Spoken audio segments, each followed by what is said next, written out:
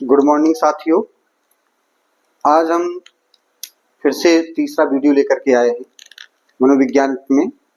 उसमें पहले दूसरे वीडियो में हमने देखा था कि जो आपके मनोविज्ञान के संप्रदाय थे, तो उसमें हमने मनोविज्ञान के संप्रदायों में पढ़ा था कि पहला संप्रदाय संरचनावाद था, दूसरा प्रकारवाद और तीसरा आपने पढ़ा था व्यवहारवाद। व्यवहारवाद में हमने ये देखा था कि जो संरचनावाद लेकर के आए थे आपके विलियम वुंड, और प्रकारवाद लेकर आए थे विलियम जेम्स, और विलियम जेम्स के बाद फिर आपके व्यवहारवाद लेकर के आए थे जेबी वाटसन।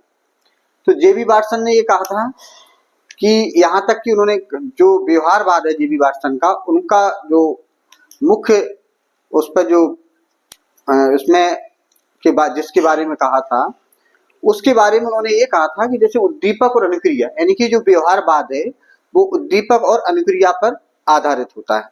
यानी कि अगर कोई आपके पास उद्दीपक है और इसके बाद उस उद्दीपक के, यानी कि ये आपके पास उद्दीपक आपको दिख रहा है कोई, और उसके उद्दीपक का प्रभाव आप पर पड़ा और आपने उसके प्रति अनुक्रिया की, जो उद्दीपक और अनुक्रिया के बीच में जो संबंध बनता है वो संबंध व्यवहार के द्वारा बनता है।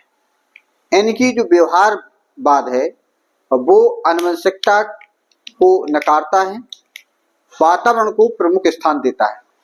यानी कि व्यवहार पर सर्वाधिक प्रभाव अगर पड़ता है किसी का, वो है उसके वातावरण का।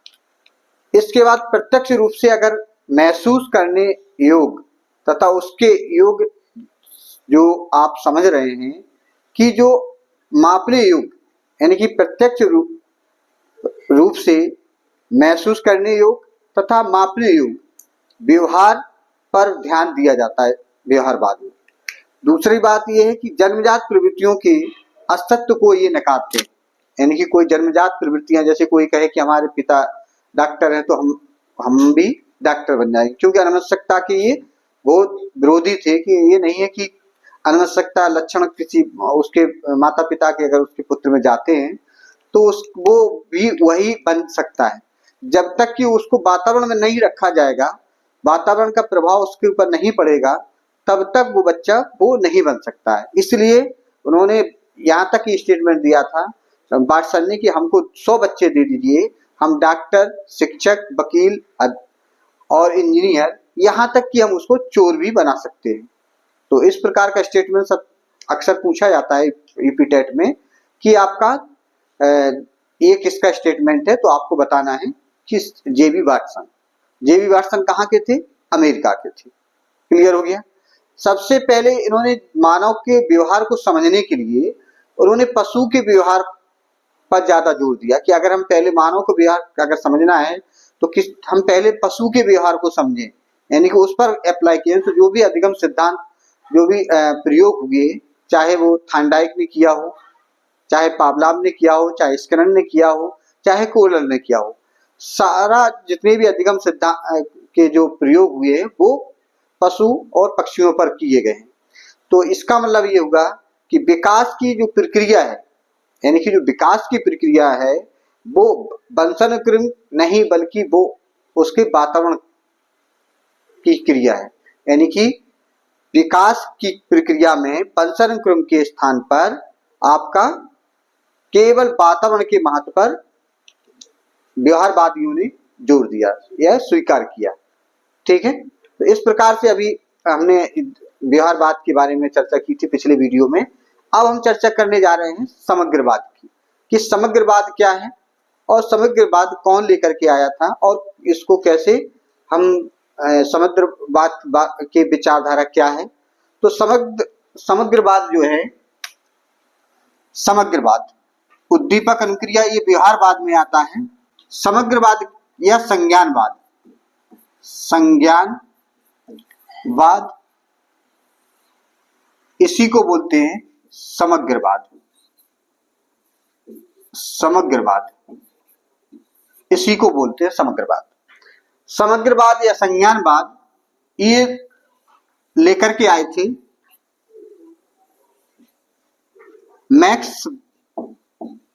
मैक्स वर्दीमर। बर्दीमर, मैक्स बर्दीमर इसको लेकर के आए थे। अब इसकी जो मैक्स बर्दीमर के समर्थक थे, मैक्स बर्दीमर के समर्थक कौन कौन थे?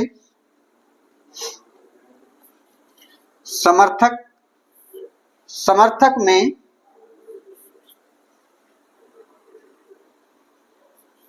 कोपखा और कोहलर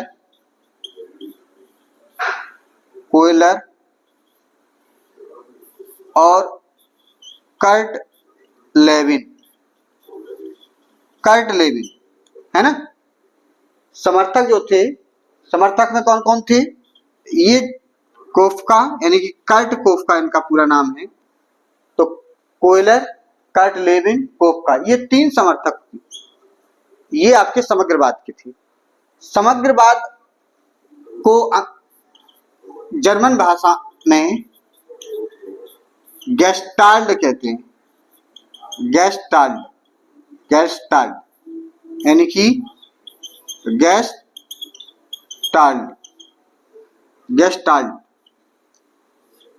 गेस्टाल्ट एक जर्मन शब्द है जिसका अर्थ होता है, अर्थ क्या होता है इसका? अर्थ होता है इसका अर्थ होता है पूर्णाकार या समग्र, पूर्णाकार या समग्र। अब इसमें हमने क्या देखा है कि यानी कि पूर्णाकार या समग्र का मतलब है कि संज्ञानवाद ये ने जब देखा कि जो संरचनावाद और संरचनावाद के में विलियम वुंट ने कहा था कि हमें किसी को समझना है तो हमें संवेदना को समझना पड़ेगा। विलियम वुंट के अनुसार संवेदना क्या होती है? 5 ज्ञानेंद्रियों के द्वारा दिया हुआ ज्ञान होता है। लेकिन जैसे बाद में प्रकारवाद आया, उन्होंने कहा कि हमको जो विलियम जेम्स प्रकारवाद लेकर के आए थे और उन्होंने कहा था कि हमें किसी भी संवेदना को के कार्यों को समझना पड़ेगा। अगर किसी व्यक्ति को समझना है, उसको जानकारी करना है, तो संवेदना के स्थान पर हमें संवेदना के कार्य को समझना है। संवेदना क्या कार्य करती है? प्रत्यक्षीकरण कार्य करती है। प्रत्यक्षीकरण में अगर किसी का नाम और उसकी पहचान और उसकी व्याख्या करते हैं तो वही हमारा प्रत्यक्षीकरण कहलाता है, जिससे कि हम उसके बारे में जान लेते हैं। यही लेकर के आए थे आपके विलियम जेम्स। इसके बाद व्यवहारवाद आया। व्यवहारवाद में बाटसन ने कहा था कि नहीं, हमको अगर किसी को समझना है, ये जो दोनों के बीच में द्वंद्व होगा, यानी कि संरचनावाद और आपके प्रकारीवाद के बीच में जब द्वंद्व होगा तो उस द्वंद्व के कारण इन दोनों के विरोध में व्यवहारवाद आया। और व्यवहारवाद ने कहा कि नहीं, हमको व्यक्ति के व्यवहार को समझना पड़ेगा, तब हम उसको जान पाएंगे। यानी कि उद्दीपक और अनुक्रिया के बीच में संबंध कैसे बनता है, कैसे बन रहा है, वो व्यवहारवाद बताएगा। यानी कि व्यवहार क्या होता है? जो आपकी मानसिक क्रिया का जो बाह्य रूप होता है वही व्यक्ति का व्यवहार कहलाता है। तो जब व्यक्ति जब मन से सोचता है, समझता है, वो उस किसी उद्दीपक के प्रति अनुक्रिया करता है। यानी कि दोनों चीजें। अब इन्होंने कहा था कि संज्ञानवाद में पूर्ण आकार, यानी कि इन्होंने बताया कि पूर्ण से अंश की ओर, यानी कि हमें पूरी परिस्थिति को समझना पड़ेगा, फिर उसके तत्वों को समझना पड़ेगा। अगर कोई चीज हम पहले, कोई शिक्षक अगर पढ़ा रहा है तो पहले पूरे पाठ को बहुत अच्छी तरह से पढ़ा दे जिससे बच्चे समझ लें, और इसके बाद फिर उसके छोटे छोटे भागों पर चर्चा करें। तो चर्चा करने से क्या होगा कि बच्चे समझ जाएंगे। इसलिए इन्होंने कहा कि पूर्ण से अंश की ओर ये शिक्षण सूत्र इन संज्ञानवाद वालों का है। और इसमें सबसे बड़ी बात ये है क्या कि संज्ञानवाद ने जो कहा था कि आपका, जैसे आप सोचते हैं, आप पहले मानसिक क्रिया करते हैं, मानसिक क्रिया में आप क्या करते हैं? मनन करते हैं, चिंतन करते हैं, ठीक है। आपके अंदर भाव उत्पन्न होते हैं, है ना। विचार आपके मस्तिष्क में आते हैं, विचार मस्तिष्क में आते हैं। ये सारी चीजें जो आती है ये आपकी क्या है, चिंतन है, मनन है, स्मरण है, ये सब आपकी आंतरिक मस्तिष्क का है। इसके बाद जब आप इसको सोचते हैं, सोचने के बाद फिर आप अनुक्रिया करते हैं, अनुक्रिया के बाद यानी कि आपका व्यवहार बनता है। व्यवहार जो आप अनुक्रिया करेंगे तो इसके बाद व्यवहार बनेगा। तो उन्होंने सामूहिक रूप से संज्ञानवाद ने कहा था कि पहले परिस्थिति को पूरा ये यानी कि अंतःक्रिया और बाह्य क्रिया, इन दोनों को यानी कि व्यवहार, इन दोनों का के द्वारा ही कोई भी व्यक्ति किसी समस्या का समाधान खोजता है। यानी कि अगर आपके सामने कोई समस्या आती है तो सबसे पहले आप आंतरिक क्रिया, उसके मानसिक क्रियाएं करते हैं। मानसिक क्रियाओं के द्वारा वहां की परिस्थिति को देखते हैं, वहां के वातावरण को देखते हैं और वातावरण के अनुसार उसको एक क्रमबद्ध लगाते हैं कि कैसे हम इसका समस्या का समाधान खोज सकते हैं। तो पहले आप इसका स्क्रीनशॉट ले लीजिए, इसके बाद हम फिर आगे चलते हैं। ठीक है, आगे चलते हैं, देखते हैं कि संज्ञानवादियों ने क्या कहा था। संज्ञानवादियों ने कहा था कि पहला पॉइंट संज्ञानवाद यानी कि समग्रवाद। इन्होंने कहा था कि सीखने में अंतःदृष्टि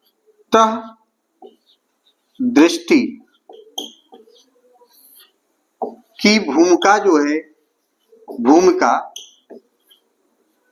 महत्वपूर्ण है।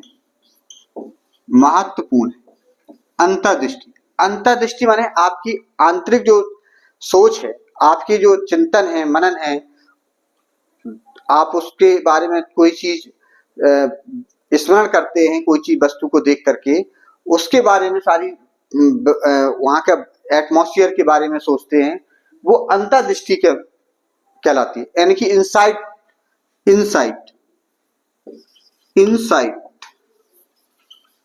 अंतर्दृष्टि को की भूमिका महत्वपूर्ण होती है। अंतर्दृष्टि की भूमिका क्या होती है, अधिक जोर दिया इन्होंने, अधिक महत्वपूर्ण होती है सीखने में। क्योंकि अंतर्दृष्टि के द्वारा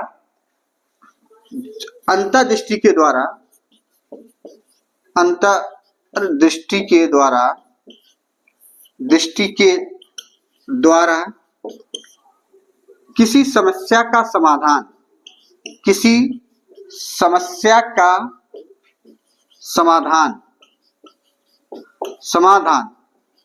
अगर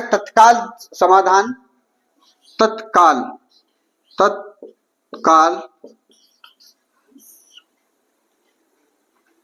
निकालते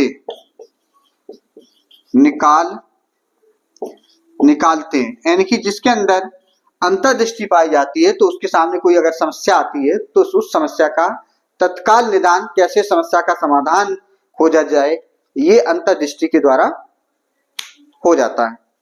अब बात आती है कि जैसे अंतर्दृष्टि की बात इन्होंने बताया था कि जो समग्रवादियों ने बताया कि अगर मान लीजिए अनुभव है आपके पास, अनुभव और व्यवहार को वो अलग हिस्सों में करके अध्ययन नहीं किया जा सकता है। यानी कि अनुभव और आपके जो व्यवहार हैं उनको अलग हिस्सों में अनुभव व्यवहार को अलग अलग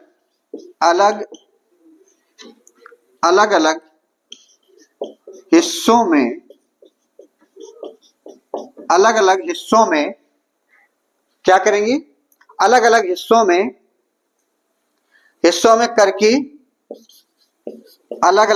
में करके अध्ययन नहीं किया जा सकता है। ये किसने कहा था, ये संज्ञानवादियों ने कहा था कि अनुभव और व्यवहारों को अलग अलग हिस्सों में अध्ययन हम अगर नहीं किया जा सकता, एक समग्र रूप में इसका अध्ययन ही संभव हो सकता है। तो इसमें ये चीजें आ गई। दूसरी बात यह है कि जो जैसे एक कोयलर ने जब प्रयोग किया था चिंपैंजी पर, सुल्तान नामक एक चिंपैंजी था, उसको एक कमरे में बंद कर दिया था। वहां पर 2-3 बॉक्स रख दिए थे उस कमरे में, और छत से कुछ केले टांग दिए थे पंखे से। लेकिन वहां पर एक छड़ी भी थी। वहां पर जब उसने चूंकि उसको भूख लग रही थी, उसने केले देखे, लेकिन केले तक हाथ उसका नहीं पहुंच रहा था। तो उसने क्या किया कि उसने पूरी परिस्थिति को देखा एक रूप में, यानी कि पूरे वातावरण को देखा। जैसे बक्से भी देखे, छड़ी को देखा, केले को भी देखा।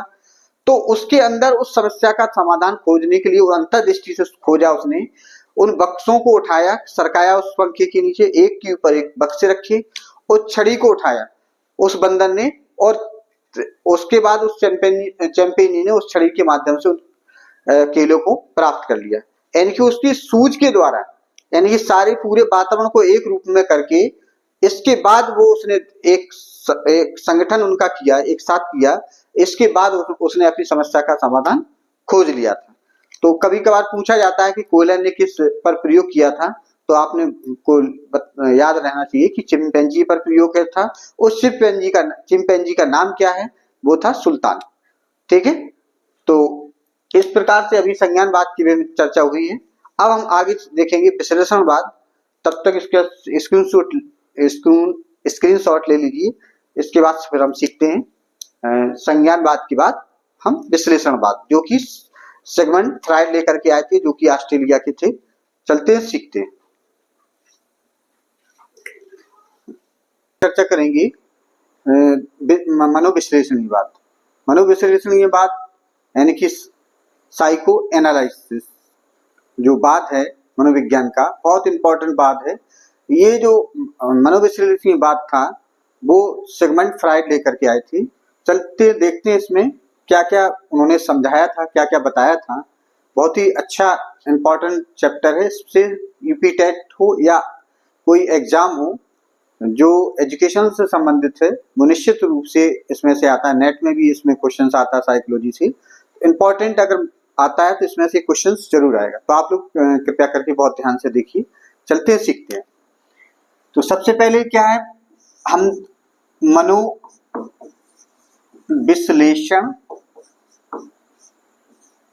मनोविश्लेषणवाद यानी कि साइकी एनालिसिस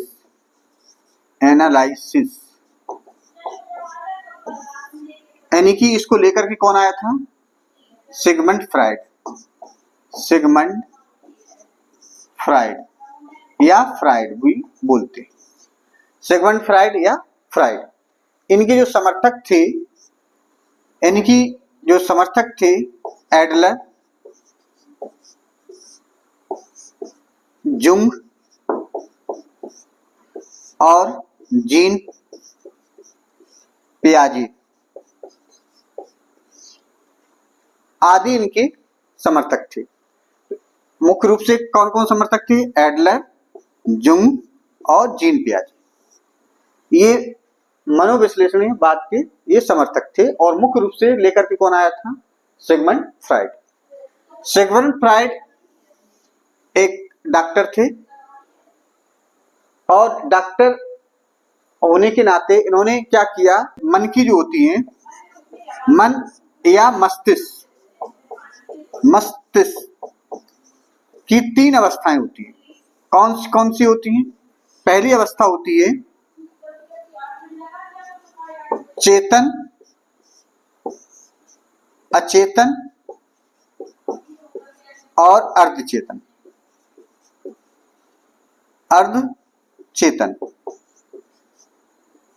चेतन, अचेतन और अर्धचेतन, ये 3 अवस्थाएं होती हैं। अब इन्होंने बताया कि जो चेतन है, ये चेतन मन है, ये, और ये अचेतन मन है, ये अर्धचेतन। चेतन जो है होता है, जो आप वर्तमान में चीजें हैं, जो वास्तविक चीजें हैं, जो सामाजिक चीजें होती हैं, जो नैतिक चीजें होती हैं, वो चेतन मन में चलती हैं। और अचेतन मन जो है, वो अचेतन मन क्या होता है, चेतन मन से बहुत ही ये जटिल होता है, व्यापक होता है, जबकि चेतन मन जटिल व्यापक नहीं होता है, जबकि अचेतन मन व्यापक और जटिल भी होता है। क्यों? क्योंकि जो भी असामाजिक चीजें होती हैं, जो दमित इच्छाएं होती हैं, वो सब किसमें डली होती है, अचेतन मन में। जैसे हमारे मन में कोई चीज आई और जो चीज नहीं पूर्ति होती है तो उसको हम क्या करते हैं, उसको भूल जाते हैं, यानी कि उसको आप अचेतन मन में भेज देते हैं। अब चेतन मन में कौन कौन सी इच्छा जो आपकी वास्तविक नियम से संबंधित होता है और ये नैतिक होता है ना। तो इस प्रकार से चेतन, अचेतन, अर्धचेतन, चेतन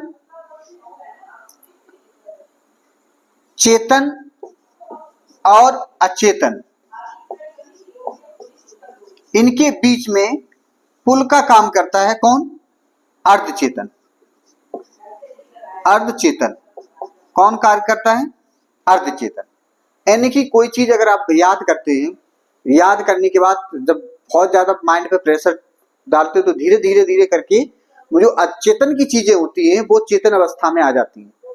फिर कभी याद होता है, फिर भूल जाते, फिर याद, तो दोनों के बीच में आपका कौन काम करेगा, जो अर्धचेतन ये काम करता है पुल का। किसका काम करता है, ये पुल का काम करता है, यानी कि दोनों के बीच में सामंजस्य बैठाता है। कौन बैठाता है, अर्धचेतन। ठीक है, वो स्क्रीनशॉट ले लीजिए, इसके बाद फिर आगे सीखते हैं। अब हम आगे सीखते हैं मन के बारे में। मन, सिगमंड फ्राइड ने मन को 3 भागों में हमने देखा था, बांटा था, चेतन, अचेतन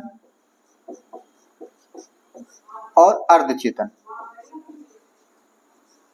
अर्धचेतन यानी कि सिगमंड फ्राइड ने, क्योंकि विलियम वुड ने बताया था कि चेतना के बारे में, चेतना की संरचना के बारे में, चेतना में संरचना पाई जाती है, उसके बारे में उन्होंने जोर दिया था। बल्कि जो सिगमंड फ्राइड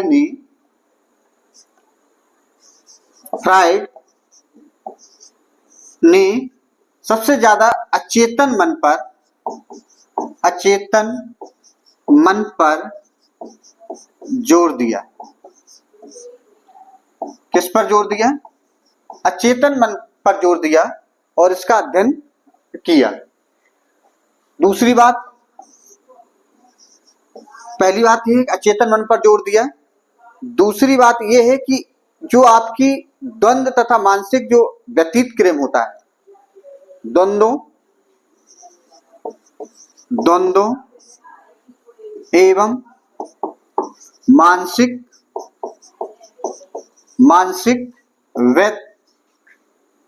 व्यतीत यानी कि मेंटल डिसऑर्डर, मेंटल डिसऑर्डर के मुख्य कारण जो हैं, कि मुख्य कारण आपको कहां मिल जाएंगे, मुख्य कारण अचेतन मन में पाए जाते हैं, पाए जाते हैं। कहां पाए जाते हैं, अचेतन मन में। मुख्य कारण कहां पाए जाते हैं, अचेतन मन में। मानसिक प्रक्रियाओं पर इन्होंने अचेतन मन पर जोर दिया है, तीसरा पॉइंट है। और जो अचेतन मन की जो मानसिक प्रक्रियाएं हैं, अचेतन मन की मानसिक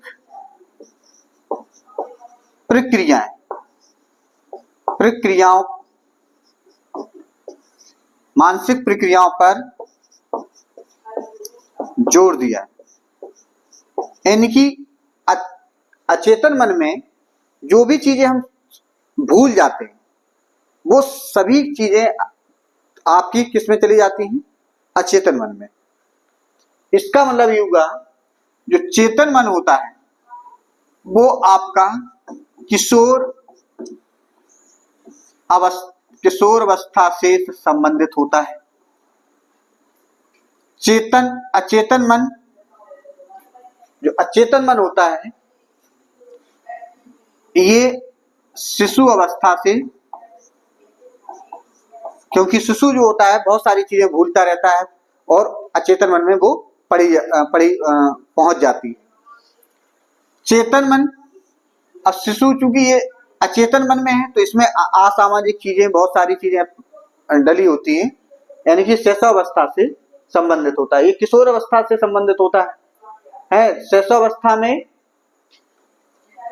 अब अचेतन अर्धचेतन, ये बाल्यावस्था, ये बाल्यावस्था से संबंध होता है इसका। कभी कभार पूछा जाता है क्वेश्चंस यूपी टेट में कि चेतन मन का संबंध या अचेतन मन अर्धचेतन मन का संबंध किससे है। तो चेतन मन जो होता है किशोर अवस्था, अचेतन मन क्योंकि किशोर अवस्था में जब बच्चा कोई बालक पहुंच जाता है तो फिर उसे अच्छे बुरे का ज्ञान हो जाता है। तो फिर वो चीजें जो है, जो वास्तविक चीजें हैं, जो नैतिक चीजें हैं, सामाजिक चीजें हैं, जो समाज के द्वारा स्वीकारित नियम हैं, उनका पालन करने लगता है। और बाल अवस्था में बच्चा क्या होता है, झूलता है, वो सोचता है कौन सी सही है या कौन सी गलत है। इस प्रकार से वो अर्धचेतन में रहता है। शैशवावस्था में पूर्ण रूप से वो अचेतन में रहता है, आराम से कुछ चीजें उसको पता ही नहीं रहती हैं और वो जो चीज देखता रहता है वो अपना स्टोर करता जाता है। बाद में चीजें आती हैं कि हमने ये शैशवावस्था में चीजें देखी थी, फिर लेकिन बात धीरे धीरे किशोर अवस्था में वो चीजें स्थायी हो जाती हैं। दूसरी बात ये है कि जो मन है, मन माने मस्तिष्क, मस्तिष्क जो होता है यानी कि आपका जो अचेतन है, अचेतन और चेतन, चेतन जो मन होता है मात्र 1/10 होता है, जबकि अचेतन मन जो होता है 9/10 होता है। तो सबसे ज्यादा कौन होगा, अचेतन मन, यानी कि चेतन मन कम होता है। इसलिए हमें वो चीजें, कभी कोई चीज अगर हमको दुख पहुंचाते हैं, कोई चीज विचार आपको ठेस पहुंचाते हैं तो उनको भूल जाइए।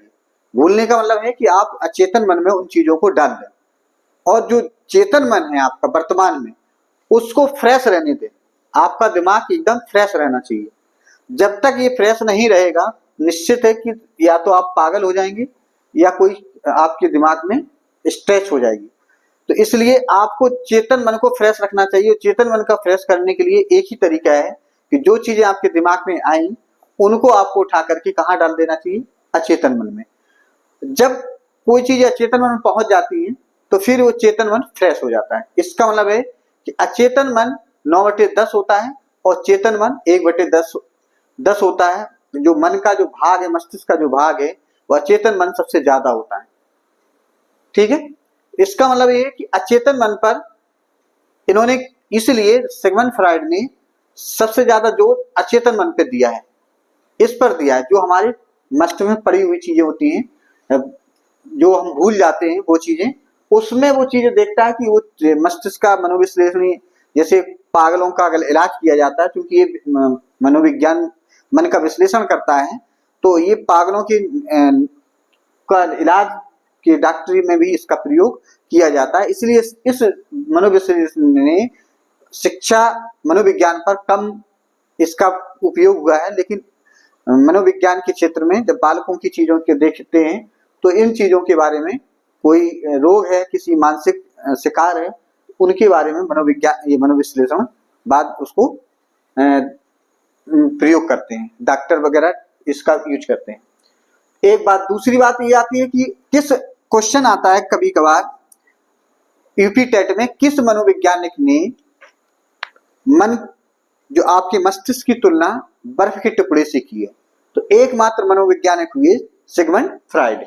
तो सिगमंड फ्राइड एकमात्र ऐसे मनोवैज्ञानिक हुए जिन्होंने मन या मस्तिष्क की, मन या मस्तिष्क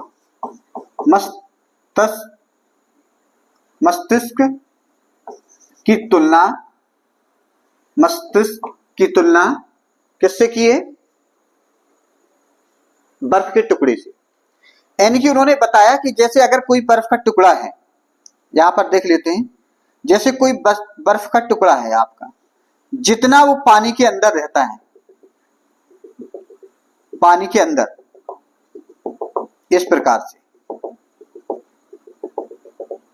यानी कि जितना वो पानी के ऊपर रहता है उससे ज्यादा वो पानी के नीचे रहता है। तो जो पानी के ऊपर वाला भाग होता है वो चेतन को प्रदर्शित करता है, जबकि पानी के निचला भाग जो होता है, ये जो जितना बर्फ का टुकड़ा नीचे पानी में है, वो अचेतन मन को प्रदर्शित करता है। चेतन और अचेतन के बीच का जो मध्य भाग है, ये जो भाग प्रदर्शित होता है वो अर्धचेतन को प्रदर्शित करता है। यानी कि 3 भाग मस्तिष्क के हैं, चेतन, अर्धचेतन, अचेतन। तो अचेतन जो मस्तिष्क है आप वो सबसे ज्यादा होता है, जटिल होता है, व्यापक होता है। इन सारी चीजें ये अभी आपने देखा कि चेतन, अर्धचेतन, अचेतन। अचेतन सबसे ज्यादा जटिल और व्यापक होता है, जबकि चेतन बहुत कम होता है, यानी कि 1/10 भाग। मस्तिष्क का 1/10 भाग ही चेतन अवस्था में पाया जाता है, बल्कि अचेतन अवस्था में सबसे ज्यादा होता है, यानी कि 9/10 भाग मस्तिष्क का वो अचेतन अवस्था में पाया जाता है। इसको आप स्क्रीनशॉट ले लीजिए, फिर आगे सीखते हैं चेतन, अचेतन और अर्धचेतन के बारे में और क्या क्या कहा फ्राइड ने। चलते सीखते हैं आगे।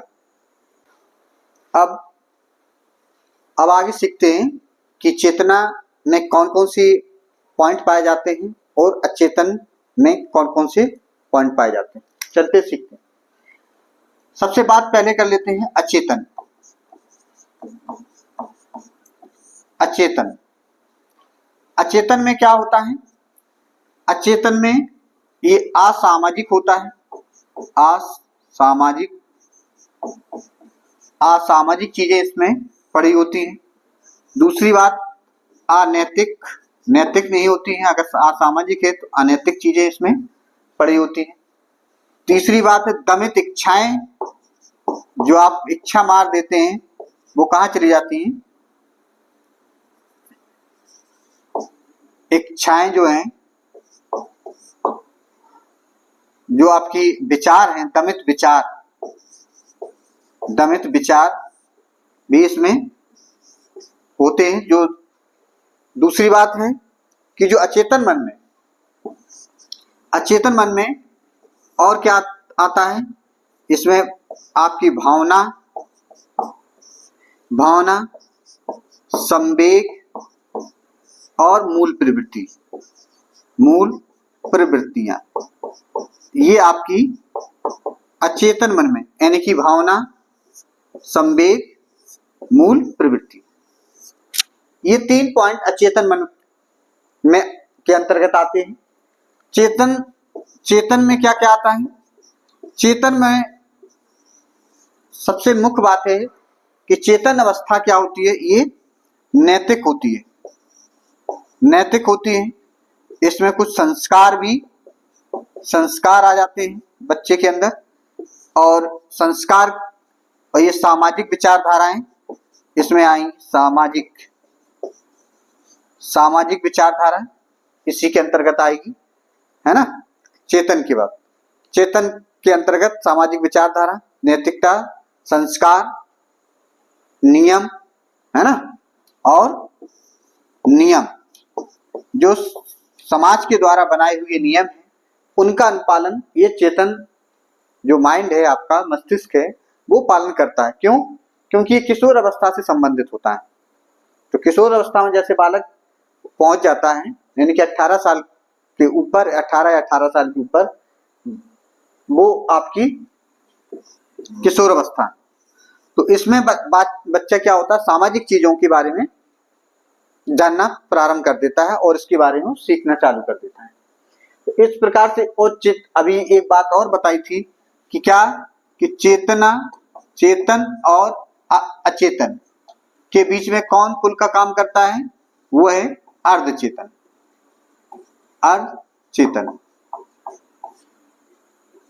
अचेतन मन में जो चीजें होती हैं वो क्या करता है, वो तत्काल विचार जो होते हैं चेतन मन के, वो तत्काल अपने सुख की प्राप्ति करना चाहता है। जबकि चेतन जो मन होता है वो जो चीजें असामाजिक होती हैं, जो चीजें जो सामाजिक नहीं होती हैं, नैतिक नहीं होती हैं, उन पर ये कंट्रोल करता है। यानी कि अब अचेतन चाहता है कि तत्काल चीजें, जो चीज हमको मिल होने चाहिए उसका तुरंत सुख पाना चाहता है, जबकि चेतन उनको रोकता है उसकी। अब अर्धचेतन क्या करेगा, जो चीज अगर चेतन और अर्धचेतन के बीच में पुल का काम करेगा, यानी कि उन बातों को झुलाएगा आगे पीछे कि ये बात सही है या गलत है। तो गलत है तो फिर वो चेतन मन उसको रिफ्लेक्स करके फिर से अचेतन मन में डाल देगा। लेकिन अचेतन मन क्या, थोड़ी देर बाद फिर से अपना संवेग करेगा, तो संवेग से फिर चेतन मन में लाएगा, नहीं इसको कर लेना चाहिए। लेकिन जब तक ये चीज क्लियर नहीं चेतन मन नहीं करेगा कि हाँ इसको करना चाहिए कि नहीं करना चाहिए, तब तक ये अर्धचेतन मन जो है चेतन और चेतन के बीच में पुल का कार्य करता है। इस प्रकार से कुछ चीजें जो आती हैं, तो इस प्रकार से अचेतन मन जो अर्धचेतन है वो चेतन और चेतन मन के बीच में एक पुल का काम करता है। ठीक है, तो अभी यहाँ तक जो सिगमंड फ्रायड ने बताया है चेतन, अर्धचेतन, अचेतन, इनके बारे में बताया, और ये भी बताया कि जो मन होता है वो एक बर्फ के टुकड़े के समान होता है। बर्फ का टुकड़ा जिस प्रकार से जितना वो पानी के ऊपर होता है उससे कई गुना, यानी कि उससे अधिक वो पानी के नीचे रहता है। वो जो पानी और पानी के ऊपर वाले भाग का जो बीच का भाग है, वो जहां पर संपर्क होता है पानी से, वो भाग जो है, वो लाइन जो है, वो उसका अर्धचेतन का कार्य करती है ना। जिस प्रकार से पानी में बर्फ का टुकड़ा झूलता है, ऐसे ही बच्चा भी कुछ चीजों के बारे में झूलता रहता है कि वो डिसीजन नहीं कर पाता है कि हमको ये सही है या ये गलत है। उसके लिए जब किशोर अवस्था कोई व्यक्ति होता है उसको बताता है कि ये चीज नैतिक है या अनैतिक है, तब जाकर के कुछ चीजों के बारे में वो फिर डिसीजन करता है कि हाँ ये चीजें गलत हैं। इसके साथ साथ इसको आप लिख लीजिए, इसके बाद फिर आगे सीखते हैं। अब हम सीखते हैं कि चेतन, अचेतन, अर्धचेतन के बारे में हम सिगमंड फ्रायड ने जो चर्चा की थी उसमें कुछ व्यक्तित्व में भी इनका योगदान है, व्यक्तित्व के निर्माण में एक योगदान है। तो इसमें तीन चीजें हम लोगों ने देखी थी। क्या एक बात हुई थी, जैसे मान लीजिए इस प्रकार से